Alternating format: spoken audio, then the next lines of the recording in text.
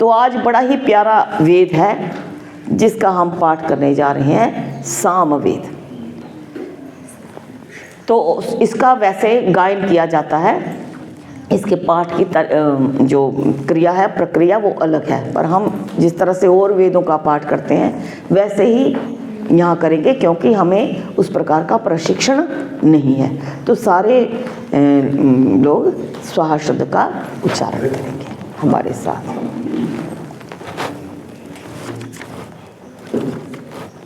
और सामवेद में उपासना है। सामवेद में क्या है बच्चों? उपासना विषय। ओम भूर्भुवः स्वः तत्सवितुर्वरेण्यं भर्गो देवस्य धीमहि धियो यो नः प्रचोदयात् स्वाहा।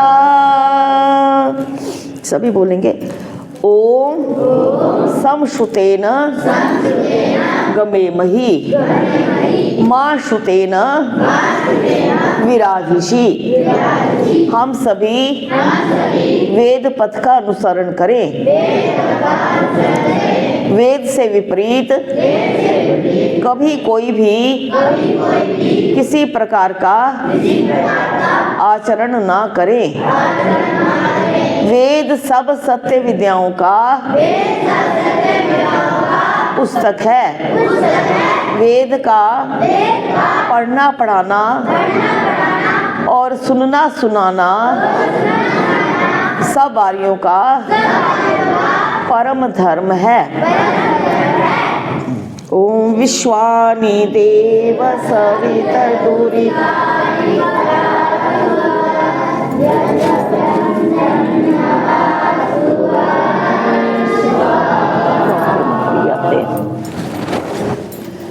ओम अग्नायाहि वीतये कृणानो हव्यदातये निहोता सत्सि बर्हिषि।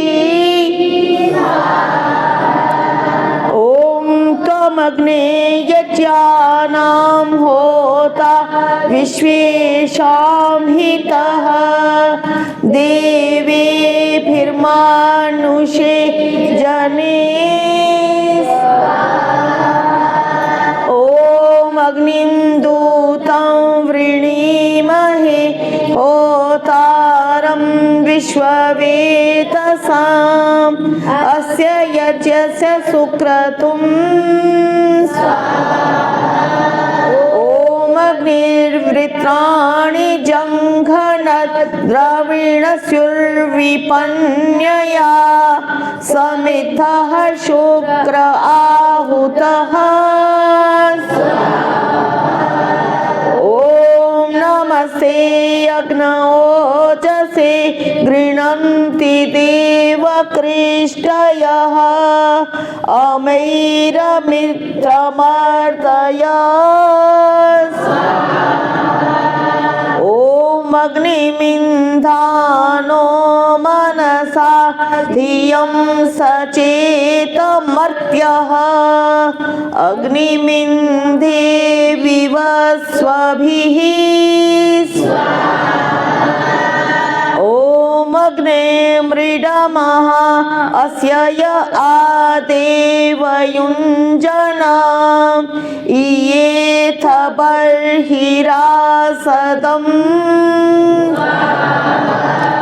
ओम अग्निर्मूर्धा दिवः ककुत्पतिः पृथिव्या अयम् अपाम्रेतांसि जिन्वति स्वाहा।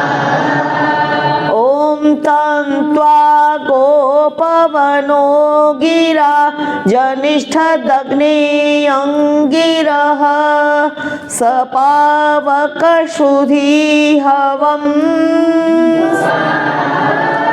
ओम परिवाजपतिः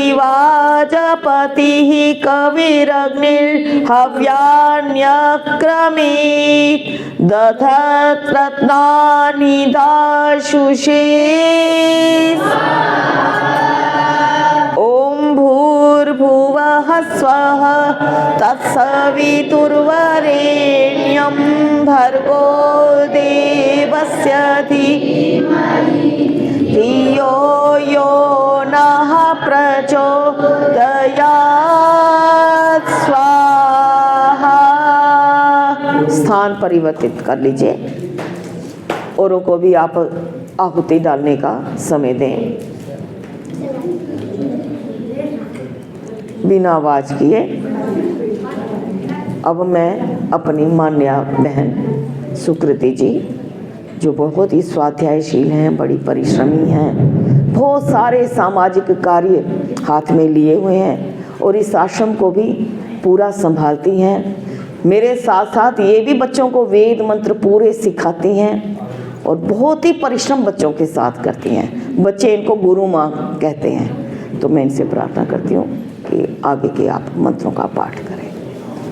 ओम कविमग्नि उपस्तु हि सत्य धर्मानमध्वरे देवं वाचातनं ओम कस्य नूनं परिणति धियो जिन्वसि सत्पते गोशाता यस्य ते गिरः ओम पाहि नो अग्न एकया थोड़ा सा उधर रखो। पाहि गिरिस्तस्विभूजाम्बते पाहि चतस्विभिर्वसो स्वाहा।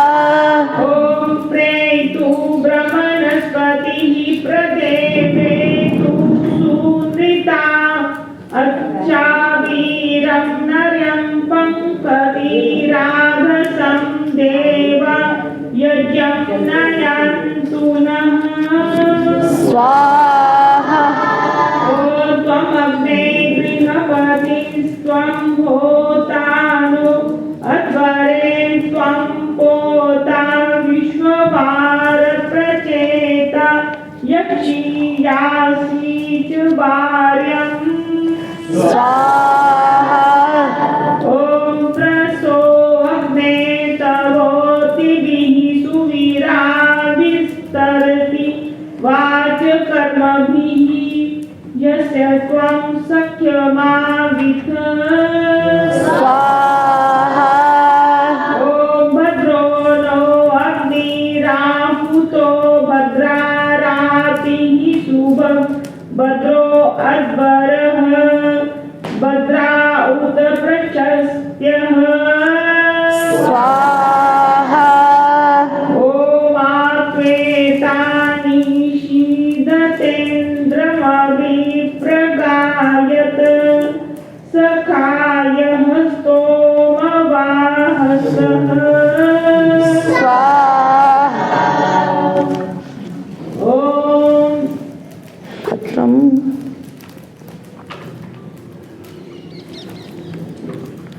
ओम भद्रं भद्रं न आभरेशमूर्जं शतक्रतो यदीन्द्रमिदयासिनः ओम आस्वाविशन्ति वन्दवः समुद्रमिव सिन्धवः न त्वामिन्द्रातिरिच्यते स्वाहा। वः स्वः तत्सवितुर्वरेण्यं भर्गो देवस्य धीमहि धियो यो नः प्रचोदयात् स्वाहा। ॐ इन्द्रानुपूषणा वयं सख्याय स्वस्तये हुवेम वाजसातये स्वाहा। ॐ न केन्द्र त्वदुत्तरं न ज्यायो अस्ति वृत्रहन् न केवं यथा त्वं स्वाहा। ओमिदं विष्णुर्विचक्रमे त्रिधा निदधे पदं समूढमस्य पांशुले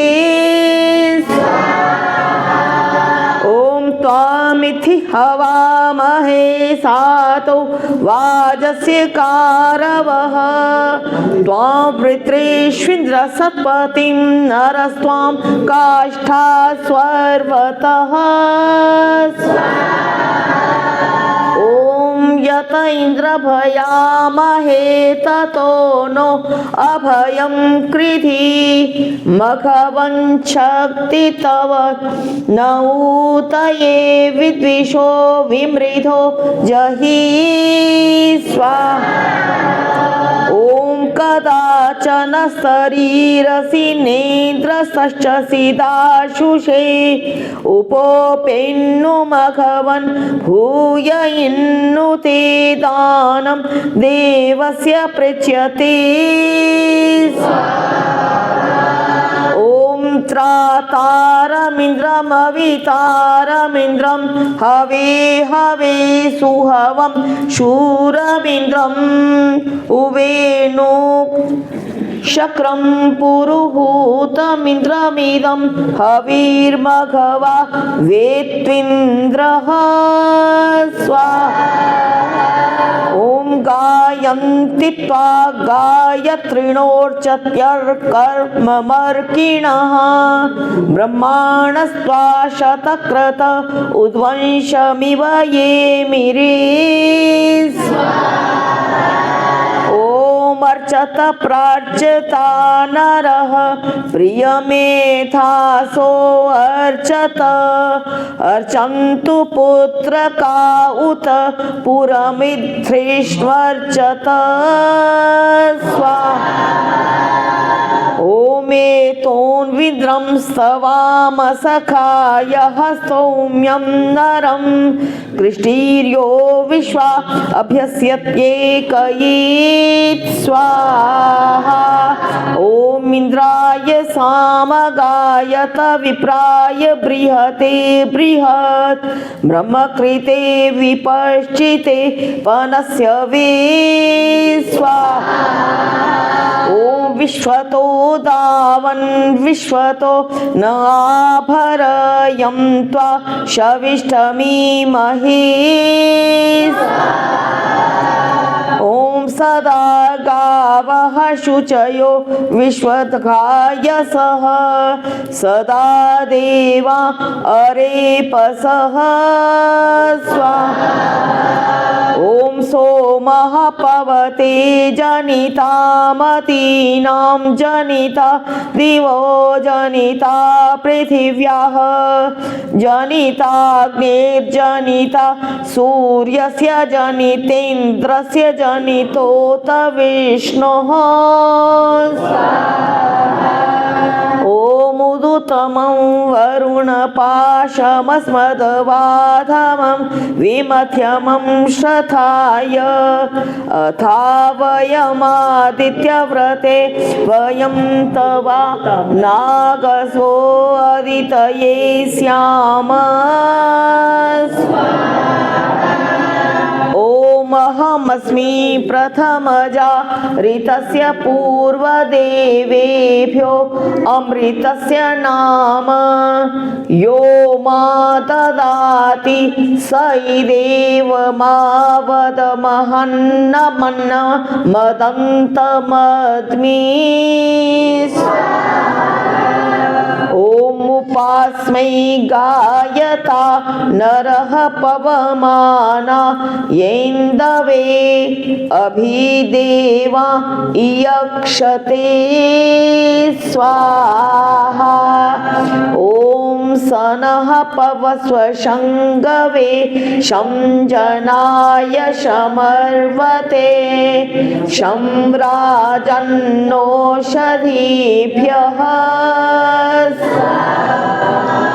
ॐ तन्त्वा समिधिरङ्गिरो घृतेन वर्धयामसि बृहच्छोचाय विष्ठ्य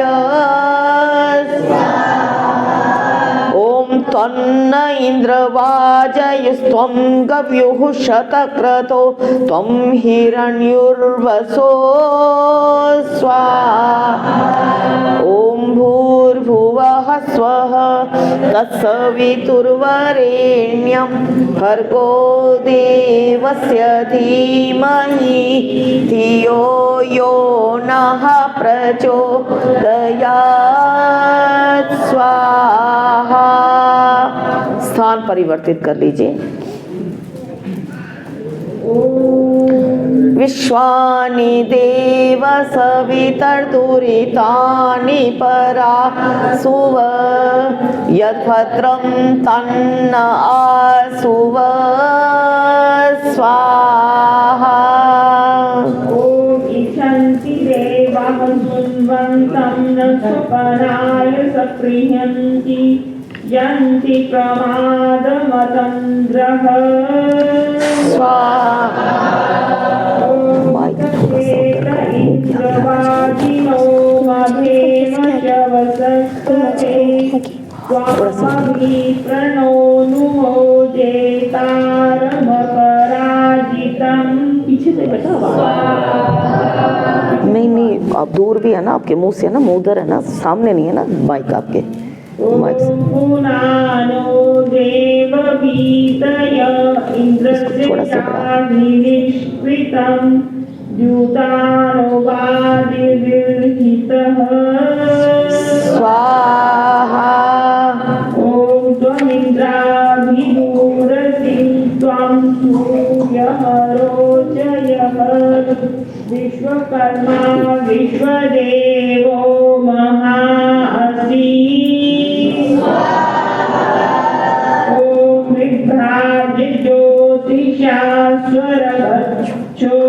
स्वरगच्छोरोचनं दिवः देवास्त इंद्रसख्याय ये विरे स्वाहा।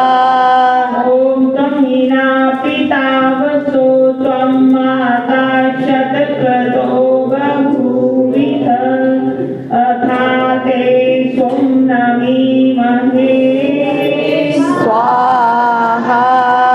ॐ त्वां शुशमिना पुरुहूत वाजयन्तमुपभुवे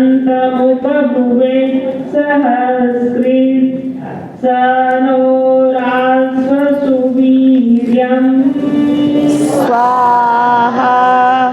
ॐ तं यविष्ठदाशुषो पाहिषिणुहि गिरः रक्षातोकमुतत्मना स्वाहा। ॐ इन्द्रमीशानमोजसाभिस्तोमैरुमुषत् सहस्रं यस्य रातयित् उत वासन्ति भूयसि स्वाहा। उपप्रयन्तो अध्वरं मन्त्रं वोचमाग्नै आरेयस्मै च श्रवते स्वाहा। गोविन्दशुद्धो न आवहि शुद्धः शुद्धाभिरोतिभिः शुद्धो रयिं निधारय शुद्धो महद्विसोमय स्वाहा। शुद्धो हिनो रयिं शुद्धो रत्नानिदाशुषे शुद्धो विद्राणि विस्मृते शुद्धो वाचं शिशासति स्वाहा।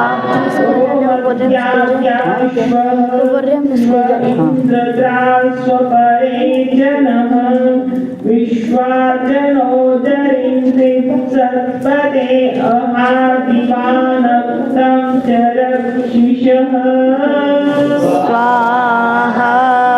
ॐ तानः प्रिया प्रियासु सप्तस्वसासु जुष्टा सरस्वती सौम्या भूत स्वाहा।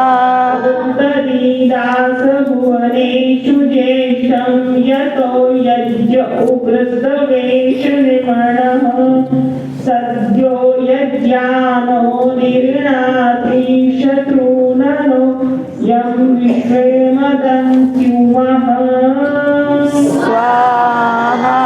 ॐ नमः यं पुरा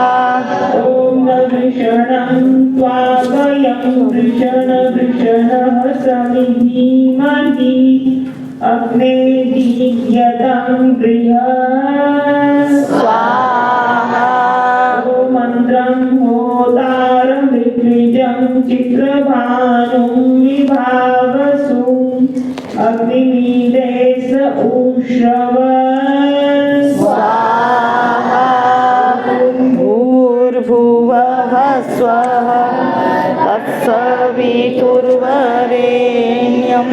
भर्गो देवस्य धीमहि धियो यो नः प्रचोदयात् स्वाहा। कौन सा मंत्र आपने किया? स्थान परिवर्तित कर लीजिए है 60। बड़े ही सुंदर मंत्रों का हम पाठ कर रहे हैं।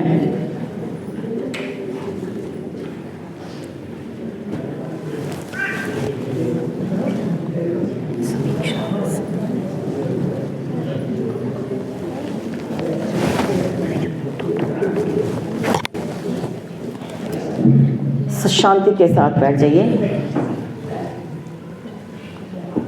साम वेद बड़ा ही प्यारा वेद है। यूँ तो सारे वेद प्यारे हैं, इसकी बहुत सारी विशेषताएं हैं। एक तो ये बड़ा सरल वेद है, इसकी जो शब्द हैं बड़े ही सरल हैं। छोटा वेद है, इसमें 1875 मंत्र हैं। और मेरा जो पीएचडी का शोध कार्य है वो सामवेद पर हुआ। और शास्त्र क्या कहते हैं? सामान्य यो वेत्ति सवेद तत्वम। जिसने सामवेद को जान लिया उसने सारे वेदों के सार को जान लिया। बताओ, इतनी बड़ी बात कह दी। बाकी वेदों को इससे पीछे कर दिया, जबकि ऐसा नहीं है। सभी वेदों का अपना महत्व है। तो क्यों ऐसा कहा ये मैं अभी आपको बताऊंगी। और भगवान श्री कृष्ण ने भी गीता में कहा वेदानाम सामवेदोस्मि, मैं वेदों में सामवेद हूँ। सामवेद का ही चयन किया तो कोई तो बात है। सचमुच सामवेद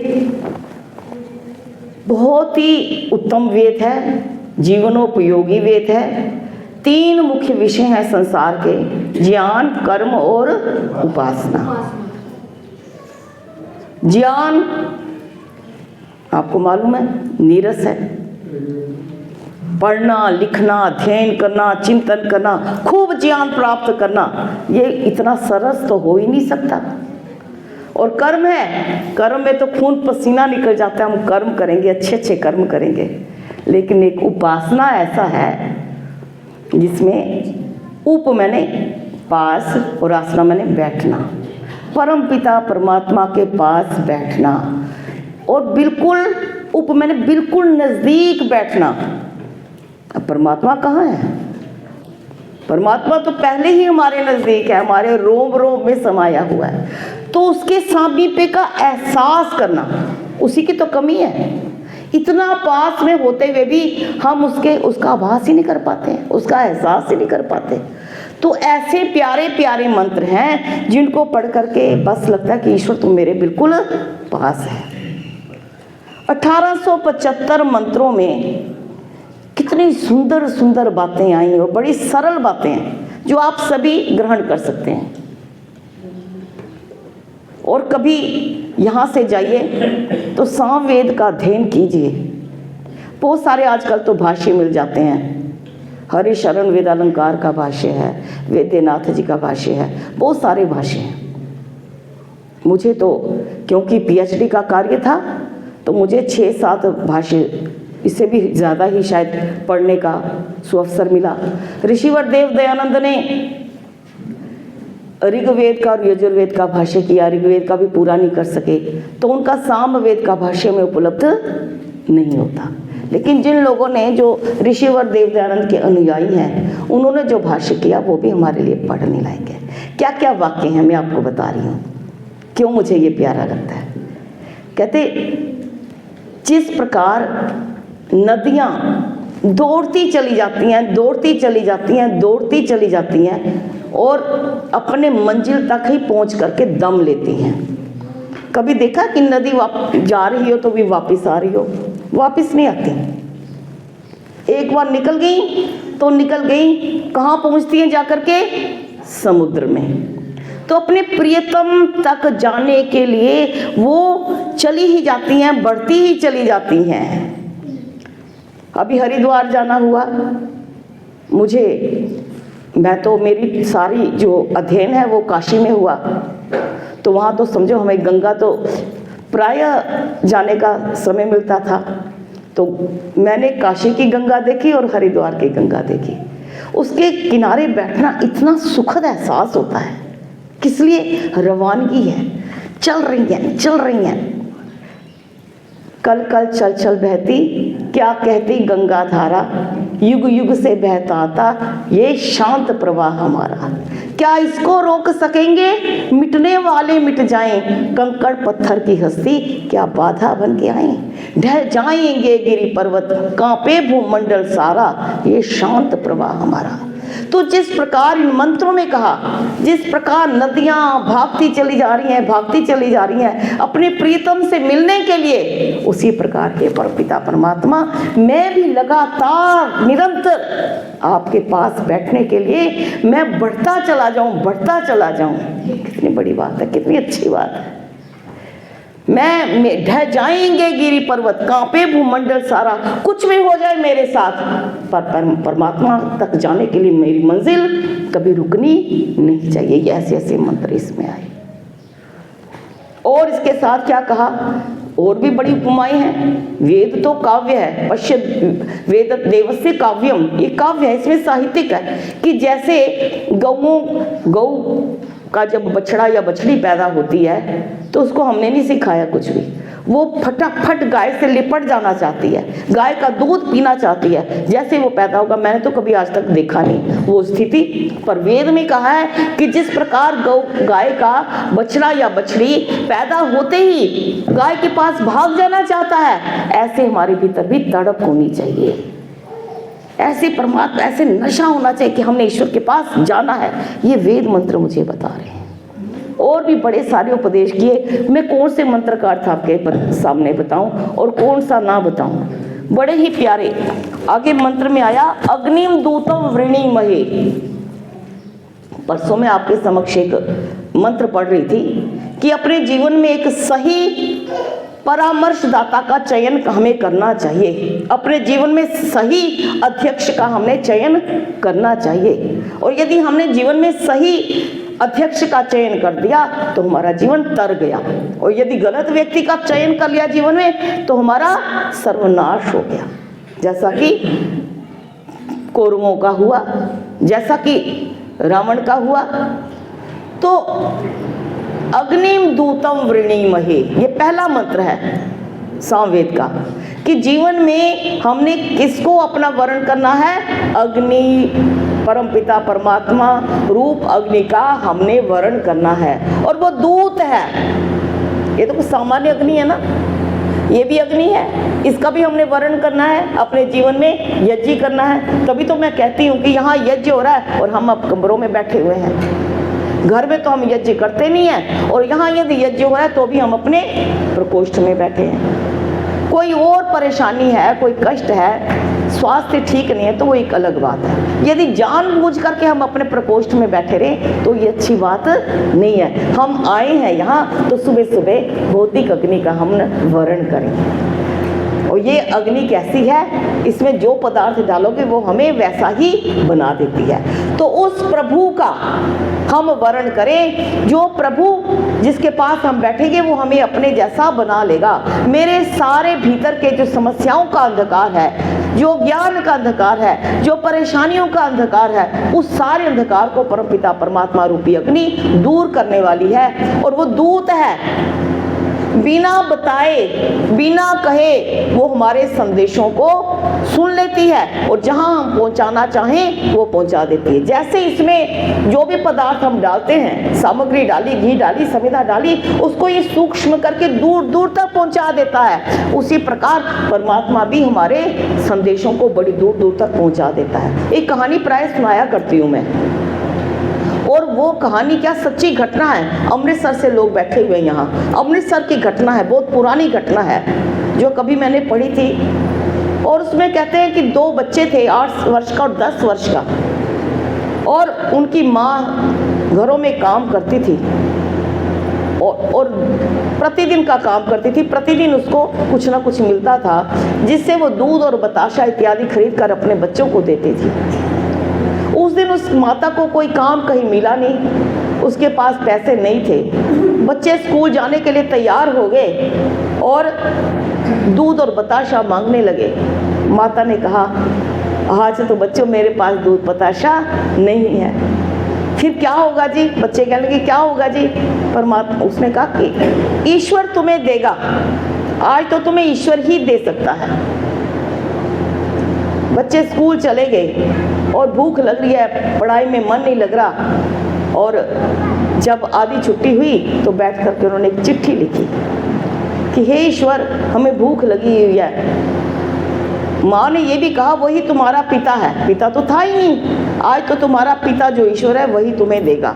बच्चे भोले भाले थे, आजकल के बच्चे तो बड़े चंट और चालाक हो जाते हैं। छोटे से बच्चे को भी पता है ईश्वर कहाँ है और कैसे उसको चिट्ठी लिखनी है, लेकिन वो बच्चे बोले थे, उस समय के थे। चिट्ठी लिखी, पिताजी आप कैसे हो, आपको तरस नहीं हमारे ऊपर आ रहा, हमें भूख लगी है, हमारे पेट में चूहे कूद रहे हैं, हमें जल्दी से आप दूध और बताशा भिजवाओ। चिट्ठी लिख करके बाहर लिखा, चिट्ठी पहुँचे, पहले ऐसे लिखते थे ना, चिट्ठी पहुँचे पिता परमात्मा के पास, चिट्ठी पहुँचे पिता ईश्वर के पास। चिट्ठी लिखी और जब छुट्टी हुई तो चिट्ठी डालने के लिए वो भोले भाले बच्चे, नादान भूखे बच्चे चल पड़े।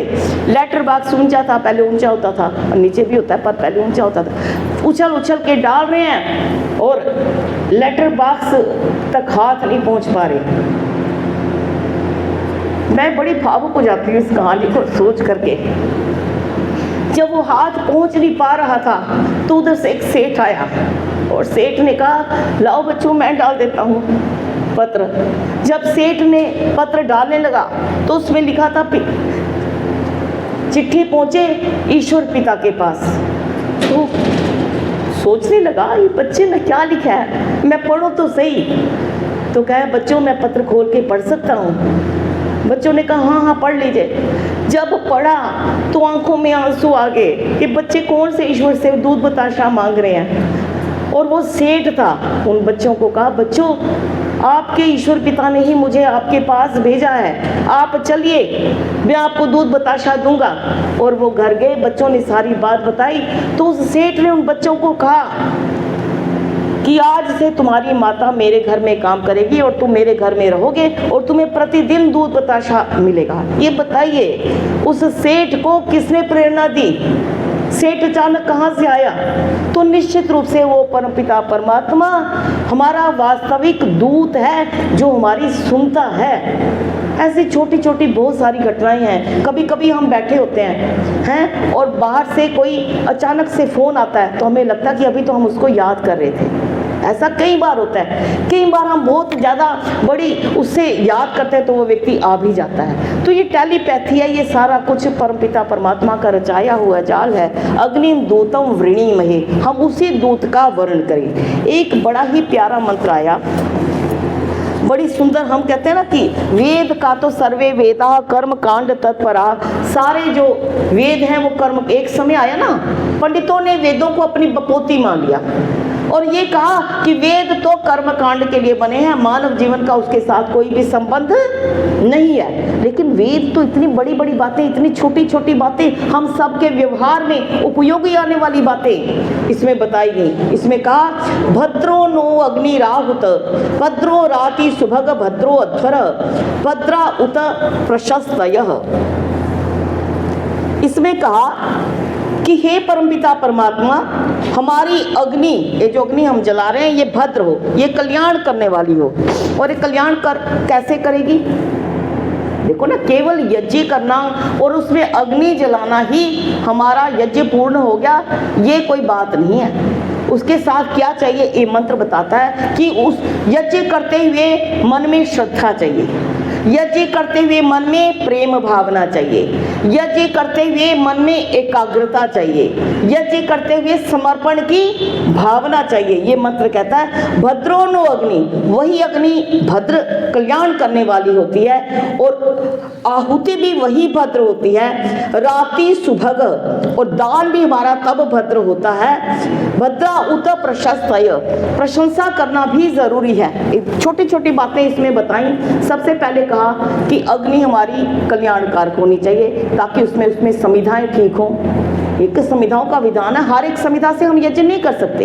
ऋषि दयानंद ने विशेष रूप से आम की संविधाएं इसमें बताई, तो वो आम की हों। दूसरी जो संविधाएं होंगी वो जलेंगी नहीं और धुआं पैदा करेंगी, तो हमारी आंखों में से पानी निकलता रहेगा, तो वो यज्ञ हमारे लिए कल्याणकारक नहीं है। और इस प्रकार की संविधाएं डाली और आहुति डाली, जो सामग्री डाली उसमें भी 4 प्रकार के इष्ट मिष्ट पुष्ट, ये सारे के सारे पदार्थ होने चाहिए और उसमें घी भी खूब मात्रा में होने चाहिए, तभी वो हमारा कल्याणकारक है। आपने देखा होगा पौराणिक लोगों के यहाँ यज्ञ होता है, कभी जाइए आप देखिए, वो यज्ञ करते हैं, यज्ञ को भी मानते हैं। बिल्कुल सूखी सामग्री, उसमें घी का अंश ही नहीं, वो केवल धुआं धुआं धुआं धुआं हो रहा है। तो इस प्रकार का हम यज्ञ करें, इस प्रकार की आहुति दें। और यज्ञ के अंत में दान करने की भी परंपरा है। गुरुकुलों में दान कीजिए, आश्रमों में दान कीजिए। और दान भी कैसा, मैं अभी अब की बार हरिद्वार में गई तो वहाँ एक साध्वी थी, साध्वी यानी कि सन्यासिनी।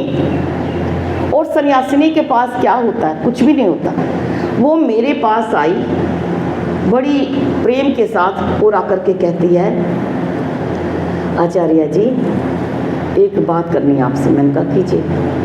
वो मेरे को कहती है मैं आपके गुरुकुल के लिए 51,000 देना चाहती हूँ। पहले तो मैं आश्चर्यचकित रह गई। मैंने कहा क्या? कहती 51,000। वो साध्वी है और मुझे मालूम है उसके पास पैसे इतने नहीं हैं, पता नहीं उसने कहाँ से जोड़े होंगे। लेकिन मेरी एक शर्त है कि आपने मंच से अनाउंस नहीं करना और ना किसी को बताना कि मैंने आपको दिए हैं। मैं तो एकदम भावपूर्ण हो गई। मैं कहा लोग 100 रुपये का दान देकर के भी ये कहते हैं कि मेरी माइक पर उच्चारण कर देना। वो फिर शाम को फिर आई, मैंने उसको समझाया कि शाम को आई तो मैंने शाम को उसको कहा मेरी बात सुनो, आपने अपनी बात बता दी, आपने अपनी भावना मुझे बता दी, बहुत अच्छी बात है। लेकिन मैं तो अनाउंस करूँगी, क्यों? औरों को प्रेरणा मिलेगी कि एक साध्वी भी 51,000 यदि गुरुकुल में दान कर सकती है तो और लोग भी कर सकते हैं। तो मैंने कह दिया, बड़ी मुश्किल से इसको समझाया, मान गई। अगले दिन फिर आ गई मेरे पास, कहती है मुझे रात भर नींद नहीं पड़ी।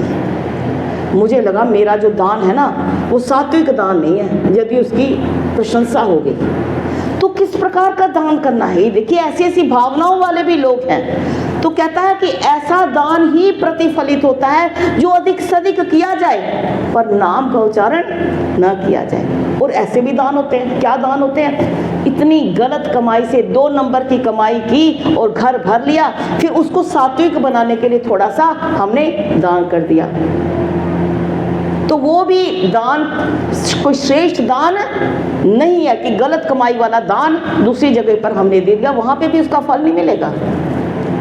तो बहुत सारे हमारे शास्त्रों में इस प्रकार के हैं कि कौन सा दान श्रेष्ठ होता है। और ये भी बात है कहाँ दान देना चाहिए, इस बात का भी ध्यान रखना है। हमने ऐसे व्यक्ति को दान दे दिया जो शराबी है, कबाबी है, वो उसको दान दिया, वो तो जाकर के शराब पी लेगा, तो भी हमें पाप के हम भागी होंगे।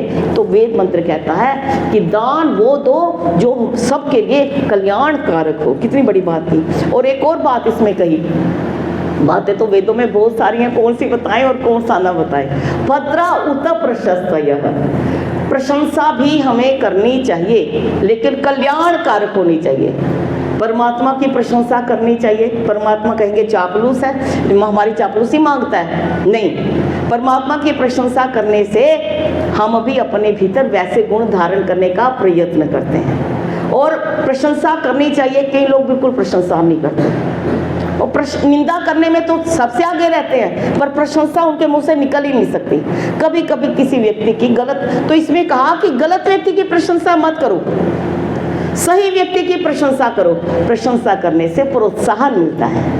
मान लो कोई कार्य कर रहा है और उसको हमें यदि थोड़ी सी थपकी दे दे, वाह तूने तो बड़ा अच्छा काम किया, अच्छा लगता नहीं लगता है? आपने बड़े अच्छे कपड़े पहने हैं, तो क्या हमें कहने में इतना हर्ज नहीं है? थोड़ा सा मुंह लगता है, आई आज तो आपने बड़े अच्छे कपड़े पहने हैं, आप तो आपके चेहरे पर तो बड़ा नूर है, तो उसका दिन बन जाता है। और कोई सूखा कांटा भी हो जाए तो हम कहेंगे, हम सोच रहे हम उसकी प्रशंसा करें, तू तो बिल्कुल पतली दुबली हो गई, चेहरे पर तो वो नूर नहीं है। वो सारा दिन सोचता रहेगा, कोई गलत बात कह दी और रात को उसकी नींद भी खराब हो जाएगी। तो ऐसे ऐसे वाक्य हम किसको ना कहें, सबकी हम प्रशंसा करें। और एक और बात, गलत व्यक्ति की भी प्रशंसा मत करो। ये भी वेद कहता है कि गलत व्यक्ति की प्रशंसा करने से भी हमें किस लिए प्रशंसा कर रहे हैं? वो व्यक्ति बिल्कुल गलत है, उसके अंदर वो गुण है ही नहीं, लेकिन हम उसके पैर पकड़ रहे हैं कि आप जैसा व्यक्ति नहीं। क्यों? मेरा स्वार्थ है उसके साथ, मैं उसकी प्रशंसा करूंगा तो वो मुझे ये देगा।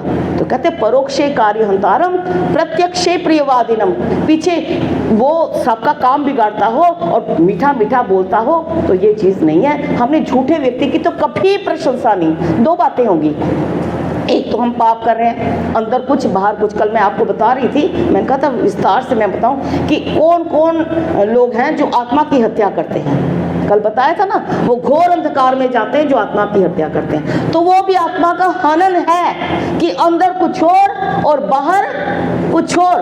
अंदर तो मुझे पता है कि ये व्यक्ति गलत है, लेकिन मैं ऊपर से अपने स्वार्थ के लिए उसकी प्रशंसा कर रहा हूँ। तो वो भी हमें जीवन में ऐसा नहीं करना चाहिए। हाँ, प्रशंसा आप कीजिए, आप अच्छे हैं, आपने बड़ा अच्छा कार्य किया, तो उसका दिन बन जाएगा। कितने प्यारे प्यारे मंत्र हैं। अब थोड़े से मंत्रों का हम पाठ करेंगे। कौन सा मंत्र है बोलना है? 21वां तो बाजा। हाँ, 10 मंत्र पढ़ लेते हैं। नहीं, एक और मंत्र मुझे दिख गया, वो बहुत ही प्यारी बात अब कहने जा रही हूँ। मैंने पहले से कहा था कि सामवेद के मंत्र बड़े प्यारे हैं। हम कहते हैं ना, कई बार बच्चा एक बात को बार बार दोहराता है, मम्मा ये दो, हमने कहा नहीं है मेरे पास, फिर कहेगा मम्मा दो मम्मा दो मम्मा दो, तो हमें थोड़ा सा गुस्सा आ जाता है। तो माँ और बच्चे का जो संबंध है, तो ईश्वर और मेरा संबंध भी वैसा ही है। और मंत्र तो बहुत छोटे छोटे होते हैं, संस्कृत के होते हैं, और संस्कृत भाषा तो बड़ी संक्षिप्त भाषा है, बड़ी संक्षिप्त भाषा है। लेकिन रिपीटेशन मतलब आवृत्ति इसमें भी मिलती है। परमात्मा को एक बार मैंने प्रार्थना कर दी, हे परमात्मा मेरा ये कार्य कर दो। पता नहीं परमात्मा सुन नहीं सुन रहा, परमात्मा कर दो ना, परमात्मा कर दो ना, परमात्मा कर दो ना, ऐसी भाषा भी इसमें मिलती है। बताओ इससे बढ़कर के क्या संबंध हो सकता है? तो उसमें क्या कहा, हे परमपिता परमात्मा आप त्रास्व, आप मेरी रक्षा करो। हे परमपिता परमात्मा आप मेरी रक्षा करो। कब करो? अद्य। परमात्मा कल परसों नहीं, आप मेरी रक्षा अद्य, मैंने आज ही करो। मैंने जब आपको पुकार लगाई है तो आज ही करो। एक बार अद्य कह दिया, हो गया काम। भाई परमात्मा तो चाहे कहोगे नहीं कहोगे, आपकी बात तो वो वैसे ही सुनेगा। जब एक माँ, साधारण माँ है, वो बच्चे की भावनाओं को, बच्चा बोल नहीं सकता, लेकिन माँ को पता चल जाता है कि बच्चे को अब भूख लगी है, अब बच्चे को प्यास लगी है, बच्चे को नींद आ रही है, तो वो परमपिता परमात्मा मेरी भावनाओं को नहीं समझेगा? समझेगा। फिर भी बच्चा कह रहा है अद्य त्रास्व, हे परमपिता परमात्मा आज मेरी रक्षा करो। एक बार अद्य कह दिया, दोबारा अद्य आ गया, अद्याद्या, अद्य अद्य 2 बार आ गया। आज रक्षा करो, आज रक्षा करो। कितनी सुंदर भाषा है। इन मंत्रों को पढ़ करके कैसे हमारा उद्धार नहीं हो सकता? इन मंत्रों को पढ़ करके कैसे हमारे भीतर उपासना की भावना नहीं आ सकती? फिर भी बच्चा रुका नहीं। बच्चे ने कहा परमात्मा आप आज मेरी रक्षा कर दोगे, कल पता नहीं करोगे नहीं करोगे, पता नहीं कल मुझे समय मिलेगा नहीं मिलेगा, कल मेरे में भावना होगी नहीं होगी। तो कहा श्वः, श्वः मैंने कल। अब संस्कृत के शब्द हैं, इनको भी आप थोड़े से मस्तिष्क में बैठा करके जाइए, याद करके जाइए। श्वः, कल भी आपने मेरी रक्षा करनी है। फिर एक बार नहीं श्वः का, फिर दोबारा कहा अद्याद्या श्वः श्वः, कल भी करनी है। अब उसका इतने से भी मन नहीं भरा, फिर कहता है त्रस्व परेचन, अरे परसों भी आपने मेरी रक्षा करनी है, आपने भूलना नहीं है। आपने परेचना में परसों नहीं आया, परेचना मैंने हमेशा, परसों के बाद भी आपने मेरी रक्षा करनी है। देखिए कितनी सुंदर सुंदर बातें इसमें आई। आगे के मंत्रों का पाठ हम करते हैं। ओम इंद्र शुद्धो नागहि शुद्धः शुद्धा, नहीं क्या, बस वे खत्म करते हैं, फिर खत्म करते हैं। ओम मंत्र काफी हो गए, कल फिर हम सामवेद के मंत्रों का पाठ करेंगे। ओम भूर्भुवः स्वः तत्सवितुर्वरेण्यं भर्गो देवस्य धीमहि धियो यो नः प्रचोदयात् स्वाहा। श्रेष्ठ कृताहुति देंगे। ओम यदस्य कर्मणोत्यरीरिचं यद्वान्यूनमिहाकरम् अग्निष्टस्विष्टकृद्विद्या सर्वं सृष्टं सुहूतं करोतु मे। अग्नये स्विष्टकृते सुहूतहुते सर्वप्रायश्चित्ता कामानां समर्थयित्रे सर्वान् कामान् समर्थय स्वाहा। इदमग्नये स्विष्टकृते तन्न मम, केवल घी से देंगे। ओम स्वाहा इदं प्रजापतये तन्न मम, पूर्णाहुति। ओम सर्वं वै पूर्णं स्वाहा। ओम सर्वं वै पूर्णं स्वाहा। ओम सर्वं वै पूर्णं स्वाहा।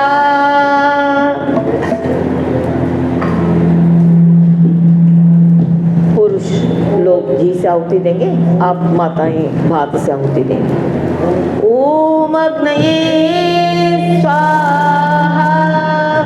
ओम सोमाय स्वाहा।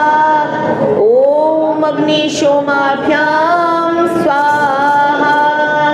ओम विश्वेभ्यो देवेभ्यः स्वाहा। ओम धन्वन्तरये स्वाहा। ओम कुवै स्वाहा। ओम अनुमत्ये स्वाहा। ओम प्रजापतये स्वाहा। ओम द्यावा पृथ्वीभ्यां स्वाहा। ओम स्विष्टकृते स्वाहा। यज्ञ प्रार्थना करेंगे और उसके बाद हम आज के यजमानों को आशीर्वाद देंगे।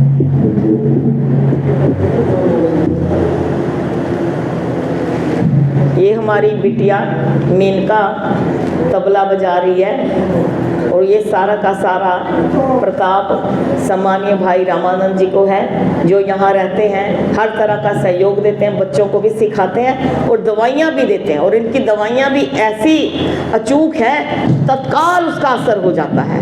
तो आश्रम की हर प्रकार से ये सेवा करते हैं।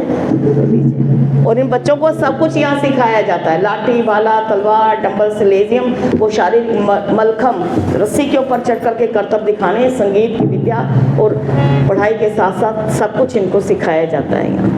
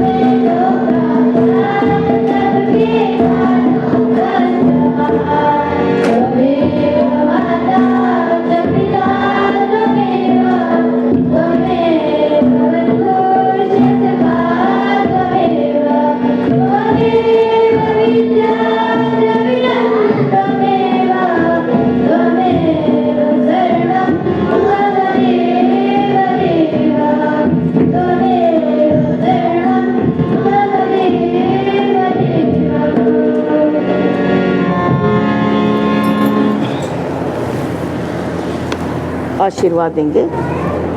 ये ले लीजिए बेटा, आओ इधर, सबको दे दो, सबको दे दो, इनको दे दो।